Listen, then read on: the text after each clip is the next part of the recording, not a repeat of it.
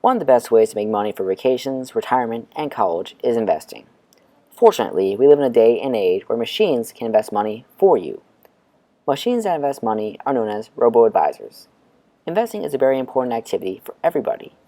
Each person has their own way of investing based on their net worth, strategy, or the use of a professional to manage their money. However, one group may have more challenges than other groups when it comes to starting to invest. Millennials who carry high debt loads and little assets may have a harder time in hiring a professional to invest their money for them.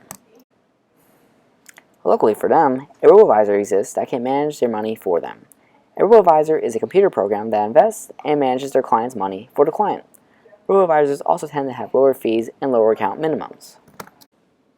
Not to mention, they are appealing to millennials in several other ways, like their speed and efficiency, and allow their clients greater control of their money. These attributes are the reason why robo-advisors appeal to millennials. Many people think of the automated services revolution as purely about technology, but it's just as much about demographics. 60% of our clients are under 35, says Adam Nash, Wealthfront's chief executive. I got that quote from Sylvia Peroni's research article. There are a few terms that you need to know in order to understand my argument. A return is just any gain on invested money. The asset under management fee is just the annual fee on assets expressed as a percent. For example, if you have $100 invested with an advisor who charges a asset under management fee of 1%, then you will pay $1 a year to that advisor. The robo-advising firms being mentioned in this argument are Wealthfront and Betterment. Robo-advisors appeal to millennials because they have lower fees. These low fees will allow millennials to invest more of their money in order to create higher investment returns. These lower fees mean that investors save money right away. This can result from the fact that the robo-advisors are compensated based on assets under management, which means they want to maximize your money in order to receive higher compensation. This is cheaper than a human financial advisor, which may charge you as much as 1% of assets under management, according to the Wealthfront website. In addition, financial advisors could cost you more than 1% of assets a year. This could result from financial advisors earning additional fees off their clients' money through commissions on buying or selling investment products. According to Neil Cutler, robo-advisors don't charge commissions to their clients because they put their clients' interests first. The leading robo-advisor startups all provided services on a level fee basis, calculated based on total assets under management. Unaffiliated with any of the low-cost ETFs that they recommend, these companies could effortlessly align their business models to their clients' interests. Robo-advisors don't charge commissions to their clients because they put their clients' interests first. The leading robo-advisor startups all provided services on a level fee basis, calculated based on total assets under management. Unaffiliated with any of the low-cost ETFs that they recommend, these companies could effortlessly align their business models to their clients' interests, according to Boris Kantab, along with Seth Rosenblum and Tom Conlon. Not to mention, people can open accounts with Wealthfront with as little as $500. This is an affordable option for millennials who are impacted by the Great Recession. The Great Recession has caused millennials to delay adult decisions like buying a house, getting married, and purchase cars. Millennials, defined as people born after 1980, are straying from historic patterns, and this is having a negative impact on the wider economy, according to Scott Barrage. For example, 36% of those aged 18 to 31 in 2012 were still living with their parents. In addition, the Bureau of Labor Statistics showed that the unemployment rate of those aged 16 to 24 had an unemployment rate of 15.5% in 2013 and 14.2% in 2014. This contrasts with a 5.4% unemployment rate for those over the age of 25. This results in a significant part of the millennial generation that can't afford to rent an apartment or buy a house. Not to mention, the millennial generation has a material amount of student loans. The student loans held by millennials has increased $21,000 on average in 2014 from $13,000 in 2005. This debt load will impact their ability to save and invest for retirement. This means that millennials will have less purchasing power to invest and will have to be picky in how they invest their limited budgets, which means low fees might be a factor when it comes to investing their money. Now it is true anyone of any generation may be enticed by low fees when it comes to investing their money. But in this article, we're just discussing millennials. Robo-advisors appeal to millennials because they are fast and efficient. Millennials value expertise that is fast and efficient. Robo-advisors are faster because all a client has to do is open an account and fill out a survey to evaluate the client's risk tolerance. Then the client electronically transfers their money into their account, and the robo-advisor automatically then invests the money according to the client's risk tolerance. This speed is good for all generations. However, I feel it appeals more strongly to millennials, such as myself, because we like to use information on the go. For example, when millennials come across problems, their response is to pull out their phones and Google solutions to their problems. I do this myself on a daily basis when it comes to Googling the answers to school assignments. Millennials also use their phones more than older generations. According to Adam Murray, 88% of millennials use their cell phones for texting compared to only 8% of traditionalists. This implies that they are more comfortable using phones to handle tasks, like maybe investing for retirement. There is definitely some truth in this statement. For example, my boss is 30 years old and tends to only communicate with me through text messaging. Most of the time, he ignores my calls because he feels texting is more efficient. Robo-advisors can also be more efficient than human financial advisors.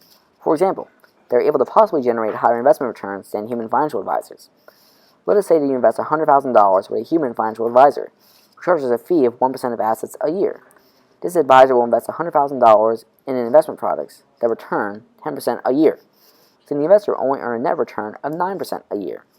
After 30 years, the investor's money will only grow to be worth $1.3 million. Now let us say that you invest that same $100,000 with a robo-advisor, who charges a fee of only 0.25% of assets under management a year. The robo-advisor will pick the same investments that yield 10% a year compounded. The net return is 9.75% a year. The investor will end up with $1.6 million. That's an extra $300,000 with a robo-advisor. Not to mention, the robo-advisor costs the investor less to deliver the additional $300,000 of wealth. This example, though, is not true for all human financial advisors. You see, human financial advisors can be compensated in several ways. Some of these compensation methods allow human financial advisors to earn commissions from selling specific investment products. The cost of these commissions are charged to the clients. This has the mathematical effect of lowering the client's investment returns, which will cause the $100,000 to grow to less than $1.3 million. That is why human financial advisors may not be economical for millennials, who tend to have smaller portfolios and will be paying too much for financial advice, according to Neil Cutler. This will be inefficient and slow the rate of wealth accumulation. Robo-advisors appeal to millennials because they allow clients greater control of their money. This appeals to millennials who are the first digital natives, according to Cutler. Millennials would rather seek information themselves than be told what is true. This suggests that the millennials are a generation that wants to maintain command over their money and who values independence and expertise, according to Anonymous. For example, they are likely to search the web on search engines such as Google to figure out how to invest their money in the best way for them. They seem to be more hands-on when it comes to investing their money, though once they invested, they are content to let a robo-advisor invest the money for them in whatever way the robo-advisor sees fit. This is because they don't want to be told how to invest their money. They want to find the best advisor, and let the advisor invest the money according to the client's risk tolerance and market condition. Not to mention, two of the main players in the robo-advising industry, Wealthfront and Betterment, don't charge you any fees for closing accounts or drawing money. That truly makes robo-advisors attractive to millennials when it comes to investing their money. In comparison to other financial services companies, my own investment account with Scottrade would charge me a $75 closing account fee if I wish to close my investment account.